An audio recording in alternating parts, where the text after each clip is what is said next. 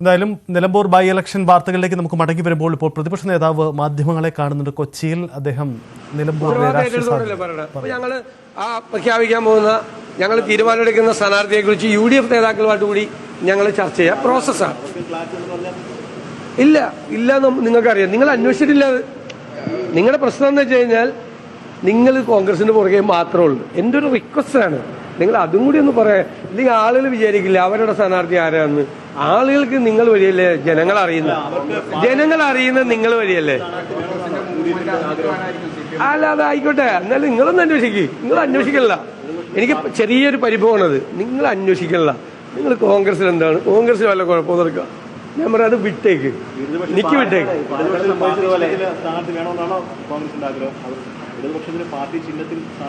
അല്ല, ഞങ്ങൾക്ക് അവരുടെ സ്ഥാനാർത്ഥിയെ കുറിച്ചല്ല ഞാൻ പറഞ്ഞു. നിങ്ങളൊന്ന് അന്വേഷിക്കും. ജനങ്ങൾക്ക് താല്പര്യം ഉണ്ടാവില്ല ഇത് അറിയാൻ വേണ്ടിട്ട്. നിങ്ങൾ അതിനകത്ത് ഒരു ഇൻട്രസ്റ്റ് എടുക്കണല്ലോ. നിങ്ങൾ അത് മാത്രമാക്കി മാറ്റുക.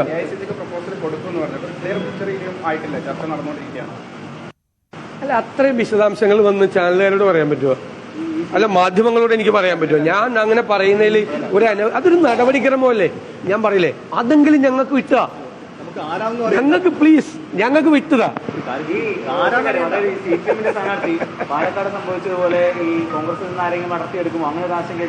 അല്ല, അവരുടെ ഗതികേട് പാലക്കാട് അവർക്ക് അതുപോലെ ഗതികേട് ഉണ്ടായത്. അവർ നിലമ്പൂരിൽ ഗതികേട് അതാണ്. അത് അവരെ ആവർത്തിക്കട്ടെ. അത് അവരുടെ വിധി കണ്ടല്ലോ, നിങ്ങൾ കണ്ടല്ലേ പാലക്കാട്.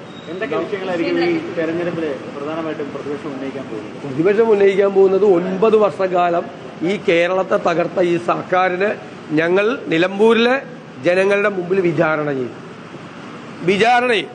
നിലമ്പൂർ കേരളത്തിലെ മുഴുവൻ ജനങ്ങളുടെ പ്രതീകമായി നിലമ്പൂരിലെ ജനങ്ങൾ നിൽക്കും.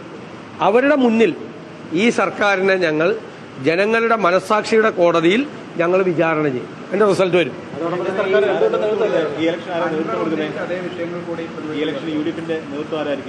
UDFന്റെ നേതൃത്വത്തിൽ ആരൊക്കെയെന്ന് നിങ്ങൾക്ക് അറിയില്ല ഇതുവരെ.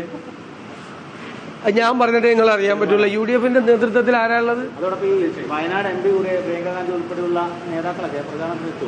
സാധാരണ ദേശീയ നേതാക്കൾ ഉപതെരഞ്ഞെടുപ്പിൽ പ്രചരണത്തിൽ എത്താറില്ല. ശ്രീമതി പ്രിയങ്ക ഗാന്ധിയുടെ നിയോജക മണ്ഡലത്തിൽ പെട്ട ഒരു മണ്ഡലമാണ് നിലമ്പൂർ എന്നുള്ളതുകൊണ്ട് ഞങ്ങൾ അതിനെക്കുറിച്ച് ആലോചിക്കും. തീരുമാനമെടുത്തിട്ടില്ല. സാധാരണ ഗതിയിൽ ഉപതെരഞ്ഞെടുപ്പിൽ ദേശീയ നേതാക്കൾ വരാറില്ല കേരളത്തിൽ കോൺഗ്രസിന്റെ. പക്ഷെ ഇത് അവരുടെ നിയോജക മണ്ഡലം ആയതുകൊണ്ട് നമ്മളത് ചർച്ച ചെയ്യും. AICC ആയിട്ട്.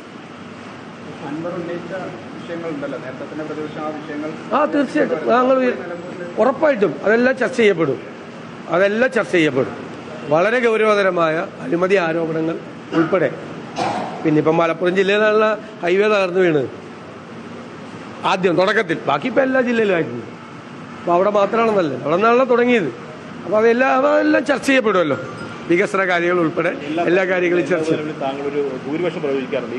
ഇല്ലല്ലോ, തുടങ്ങിയില്ലല്ലോ. അത് നമ്മൾ ആ സമയമാകുമ്പോൾ പറയാം. തെറ്റാറില്ലല്ലോ, തെറ്റിയിട്ടില്ലല്ലോ. അത് വരട്ടെ. ഇപ്പം ആയില്ല.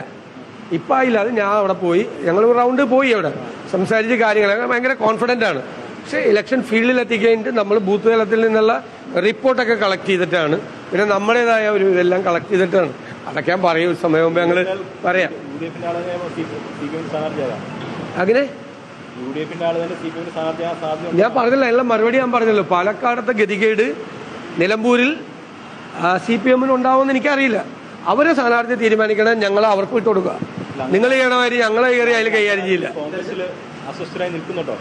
ഒരു കുഴപ്പവും കോൺഗ്രസിൽ ഉണ്ടാവില്ല. നിങ്ങൾ കോൺഗ്രസിൽ കുഴപ്പമുണ്ടാക്കിയവർ പോയ വഴി കണ്ടല്ലോ. നിങ്ങൾ കഴിഞ്ഞ പ്രാവശ്യം പാലക്കാട് കണ്ടല്ലോ എന്താ സംഭവിച്ചതെന്ന്. 5 ഇരട്ടിയാണ് പാലക്കാടത്തെ ഭൂരിപക്ഷം വർദ്ധിച്ചത്. 5 ഇരട്ടി. അല്ല, അത് നല്ല കാര്യം, അവർക്ക് നല്ല കാര്യം. എനിക്ക് തോമസ് ഐസക്കിനോട് ഇത്രയും വിരോധം പിണറായി വിജയൻ ഉണ്ടെന്ന് എനിക്ക് ഇപ്പോഴാണ് മനസ്സിലായത്.